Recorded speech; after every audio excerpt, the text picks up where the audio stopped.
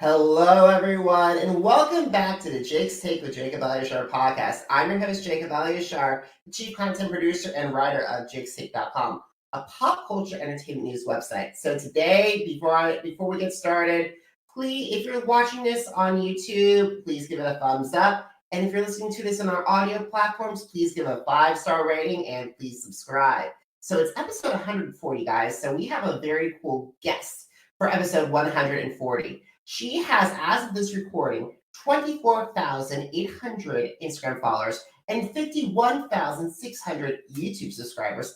In addition, her videos on YouTube have been viewed 9.6 million times. And let me try that again, 9.6 million times. And she is also a Spotify verified artist. So please help me welcome the fabulous Mia Morris. Hey everyone, thanks for the intro. Dang, hyping me up over there. You're so welcome. I always hype up all my guests so they can bring exact same energy. Very sweet of you. And Mia, thank you so much for being part of episode 140. Yes, thanks for having me. 140. I feel so honored to be part of the milestone. Awesome. So when did you get interested in music, and how did that passion evolve into the desire to pursue a career in the recording industry? Yeah, so I was raised on like classic rock. My parents were always playing music around the house. So, I mean, since day one, honestly. But the first instrument I ever played, I was really young, and my parents just thought it would be good for my brain development, I guess, to learn piano, which I think is a pretty traditional childhood instrument. Um, but as those lessons went on, my teacher and I, we did not click at all. And she found out that I wasn't actually reading the music. I was just memorizing what she was doing and hearing the pitches and then playing them. And so the day she found out I couldn't read music, she was like done, started crying. Like it was this whole thing, and she left and never came back. So piano wasn't great for me, but I still loved music so much. Just had that passion for it since day one. And so I picked up drums because I thought they were so cool, and then it just started adding more instruments along from there. And that's the thing, you're a virtuoso. Besides the besides the piano teacher is a loss. Is whoever else is gay. I guess so, yeah, because I probably wouldn't have started playing drums that young if she'd stuck around for my BS. But I totally agree. And besides, there's a lot of other stuff like what Orthani did with guitar years ago. You're doing the exact thing with drums. yes. So wait, will you say that again? I'm sorry. Orthani, remember the famous guitar player? What she did for guitar, you're doing exactly with drums. Oh yeah, exactly. See, I don't need her. Awesome. So, who are your music role models, and how do they make an impact on your sound? I love this question. My favorite band ever, and I think one of the best bands to ever live, if not the best, are the Beatles. Duh. I think they not only influenced my entire sound and how I fell in love with music, but literally they shaped the foundation of music today. Every single person who's made music after them had to have been influenced by them, even if they didn't like them. At least they knew that they didn't want to sound like that. But the Beatles are everything. I love, they're like the master of hooks. They have these beautiful melodies over interesting chords, or simple melodies over crazy chords that just taught the world how to view and listen to music differently and write music differently. So they were a huge influence on everything. But drummers, John Bonham and Stuart Copeland, Led Zeppelin and the Police, they taught me that drums can shape the sound of a band, because they were both huge elements and reasons why those bands sounded the way that they did. And with that, I'm influenced by everything that I hear. Like I said, even if I hear something and I'm not a huge fan of it, at least I know I don't want to incorporate that into my writing. So anything and everything influences me. Awesome. Happy to hear it. Happy to hear it. I also got to say, I got to give the props to Sheila E., one of the original female percussionists. Yes, sir. Yes, absolutely. I can't believe I overlooked Sheila E. because Sheila E. laid the foundation for people to do this. She is so inspirational just because you never see women doing that sort of thing. And so she kind of kept going even though no one else was doing that. So Yeah, yeah. I forgot to mention Sheila E. Yeah, you're part of an elite group of rockers. I wouldn't say all that. All righty. All right. So what have been some of the challenges that you faced breaking into the industry, and how did you overcome those obstacles? Yeah, so speaking of being a girl, being a girl has definitely been a challenge because people automatically look at you differently. You know, men kind of run it here. And so when a girl walks in to play a session, or, they're filling in for a musician in the band, people are kind of just like, that's a joke. So that one has been difficult, but also being a kid too. People are like, who is this little girl like sitting on the drums over here? Who let her in here? So I definitely have had to work harder to prove myself rather than people just expecting me to be a professional musician like everyone else is expected to be in Nashville. But yeah, I think the good thing about having that challenge is that it did push me to show up to rehearsals prepared, as prepared as I could be. It helped me become professional and kind of just, I don't know, it really got me to work a lot harder than I think a lot of people do in the first place, because they don't have higher bars because they're not a little girl. But here's the thing. Do not set those bars up, because look at Aretha Franklin, look at Dolly Parton, look at Barbara Streisand, and today look at Beyonce, look at Britney, look at Christina, and even for your generation, Billie Eilish. That didn't stop them. Oh yeah. That's so true. I know. And it means that much more to see them growing and thriving in their careers, because like you said, they didn't let that bother them. They kept doing it because they loved it. And now look at where that brought them. So thank you for that. It's a very good point. Awesome. And not to mention, there are also incredible young talents. Like, besides Billie Eilish, there's also Justin Bieber when he started out, Charlie Puth, and Shawn Mendes as well. And same with the former girls of Fifth Harmony as well. Yeah. So never judge a book by its cover. That's true. Y'all listen to that. Awesome. So let's talk about some of the stories behind some of your songs, shall we? Yes, let's do it. All right. So let's start with Melodramatic. Okay, this one's a little more deep than some of my other songs. And at the time when I was writing this song, I don't think I truly understood what I meant down like underneath the lyric when you really think about it, because when I looked back on that song upon like deciding that I wanted to release it, I was listening to it and I'm like, the song sounds like it's directed towards another person. The first line is, it might just be, you're annoying and it's not just me. But when I looked at those, I was like, huh. And listening to the chorus and the second verse, I'm like, this is a song. This is a note to self. This isn't about somebody else. This is me telling myself that I need to chill out. I need to be less melodramatic. It was basically targeting the side of my personality that I'm not so fond of, that likes to show up sometimes. And so that really kind of threw me back a little bit, because that's not the first time where I've listened back to a song and realized that I was kind of speaking from a place of subconscious mind that I didn't even realize what it was about during the writing process. So it's kind of cool, but also like I'm like, wow. So yeah, that's kind of where it came from, even though I guess I didn't know it at the time. Awesome.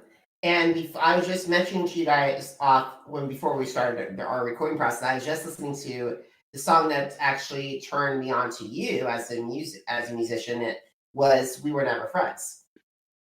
Yeah. So We Were Never Friends is a lot more straightforward, a vibe that I incorporate in a lot of my songs. This song was kind of just about a relationship gone bad, or a relationship that was never actually a relationship, whether that's friends, dating, whatever. It's just like when somebody asks, "Oh, but can we still be friends?" or whatever, and you're like, "Oh, honey, we were never friends." So pretty Oh, wait. straightforward. And that song reminded me a little of Avril. I heard there were hints of Avril in there.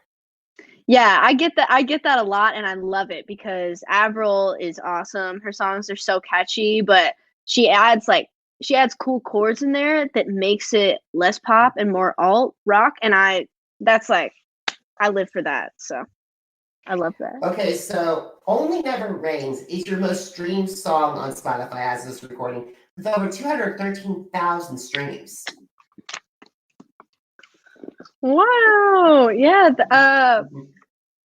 Only When It Rains was actually, so I co-wrote that song, and that was one of the writes where we all kind of showed up and had no idea what was going to happen. All these songs, Melodramatic, We Were Never Friends, were all co-written. This one was with a stranger and um a guy that I'm really good friends with, but we were kind of just riffing over this progression and this drum beat that the guy put up on the tracks or whatever. And I don't know, it was kind of sad. I wanted to write a song like Black Hole Sun because at that point in time I was like obsessed. That's a long song and I would listen to it on repeat. Like I wanted to have that version of that song in my name. Like I wanted to write that. And I guess Only When It Rains kind of came out of that. I went home and rewrote the entire verse, scratched the whole thing that we had written in the right because it just didn't feel right to me. But yeah, so that song was a process. I actually produced it fully twice, but only released the second one. But I always loved that hook when I came back to it, so I knew that I wanted to put it out eventually. So I'm glad that it's doing its thing on Spotify. And that's incredible. And not only that, but your song "FU2," which I can't say because of explicit language. It's like basically the 2020s version of Sela. I don't know if of Sela's famous "Forget You." Yeah. I love that song. Yeah, that honestly, that song was just a buildup of all the internal anger that I had. A lot of people ask me, who is this song about? And it's not directed towards anyone at all. It's just this anger that I had thrown all into a cute little song called FU2. And honestly, it wasn't a specific story at all. It was just angry words that felt right to me. Awesome, awesome. And then "All They Have." Okay, yeah. So I actually have released two versions of All They Have. There's a reggae version, and then your basic little alt cuter track based version.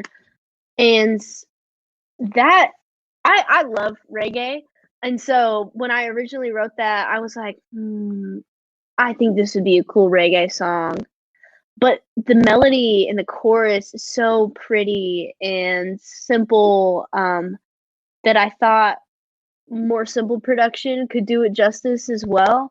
Um, so I thought, might as well, I could listen to this melody all day. So I decided to release both. Although the reggae version was recorded first, I released that afterwards because I wanted the main version of All They Have to be that more chill, relaxed track-based version.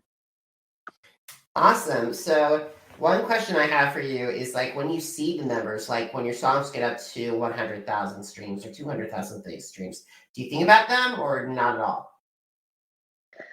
I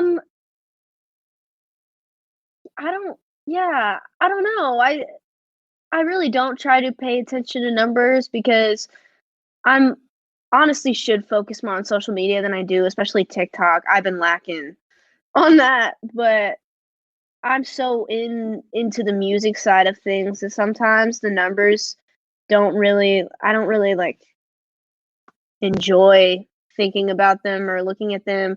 I appreciate it and it makes me so happy to see it, but I don't go out of my way to log on to Spotify and like see how it's doing because I'd rather just write a song. I agree. I think right now, like, I wish that we can live in a world where craft matters, but unfortunately, we both know that numbers matter as well. But however, I agree with you because sometimes the numbers can make you crazy and and sometimes you lose your love for your passion and your craft. Yeah, screw that. That is not worth it at all. Even my dad, like when I first started playing instruments and, wanting to write music, he was like, it's completely fine to play music. I understand, it's so much fun and like we love it, whatever, but don't ever make it a career path. And look at us now. We freaking moved to Nashville. I'm in the studio. Like, he did not want that to happen. So I think it would be really hard for me to lose the love that I have for music, but I don't even want to get close to letting myself think about it like that. So Totally understand. So let's get back on track. So who are your dream collaborators, the singers, the songwriters, the producers, and how would they enhance your sound? oh my God, I love this question. And honestly, I haven't thought about it all that much because a lot of the stuff that I do is just in my house and it's just me. And so I'm not thinking big picture like that. But my favorite artist currently, modern artist, is Youngblood. He's so awesome. I saw him in concert and I literally bawled my eyes out. It was amazing. He if you haven't heard of him, he's a super versatile artist. Reggae, rock, pop, rap, any freaking genre you could think of, he's done it. He's amazing. His personality, the message that he stands for, in all of his songs, I love it. I would love to collab with him one day. Like even if I'm barely in the song, like that would just be so cool to meet him or I don't know, play for him. So he's the one that I think about the most being able to collab with. When it comes to producers and stuff, I really haven't thought about that. I'm kind of open to anything. I enjoy producing by myself, but I think a producer that knows what's up could enhance my sound because if we had a good talk about what I was envisioning and then two creative minds working together to make something awesome, I think could be really cool. Awesome. I also was thinking with you, I don't know if you heard about them, but they're a sister group from Mexico called The Warning. They're really good rockers. Okay, I'm gonna look that up. I've not heard of them. I love that name, The Warning. Yeah, they actually teamed up with Alicia Cara to do Enter the Sandman for Metallica's The Black Box. Okay, that's so cool. Yeah, no, I'll check them out. That's dope. Awesome. So while we're on the subject of social media and other artists, so what are some of your favorite apps? Like I know Instagram and YouTube, but like what other apps? Meaning for my platforms? Yeah, your personal. Yeah, what are your personal favorite? Honestly, my personal favorite would have to be YouTube because I've been posting on there since I was 9, 10 years old. And so if you go on my YouTube channel, it is a complete rabbit hole. Like you could get lost in that for hours because there's hundreds and hundreds of videos from me when I was 10 years old, hadn't even written my first song yet, to now. And so it kind of, I think, is the best representation of my journey, learning music, learning how to write. You can hear my old crappy songs from when I was 13, whatever, trying to write songs for the first time. YouTube is just me. Whereas Instagram and TikTok, I try to show that, but it's harder on apps like Instagram and TikTok for me to get motivated to post when YouTube has just been this, it's like my journal, it's just my whole life.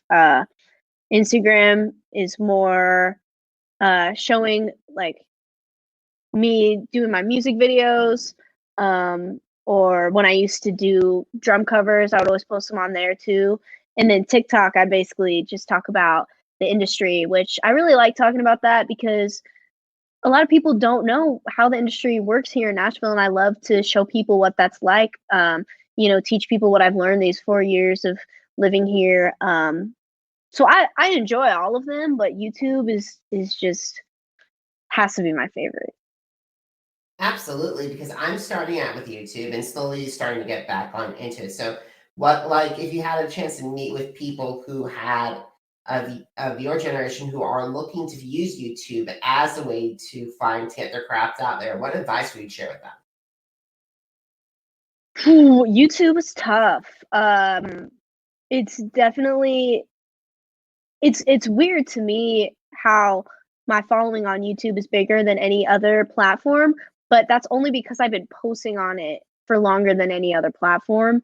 So YouTube is all about consistency, breaking those algorithms. You need to post, every Friday or every Monday and Wednesday or whatever. You need to get on a routine with YouTube and find stuff that you enjoy talking about and stuff that you think is compelling and true to yourself. And just like I said, schedule is very important, but get it out there and just watch those views pop off, I guess.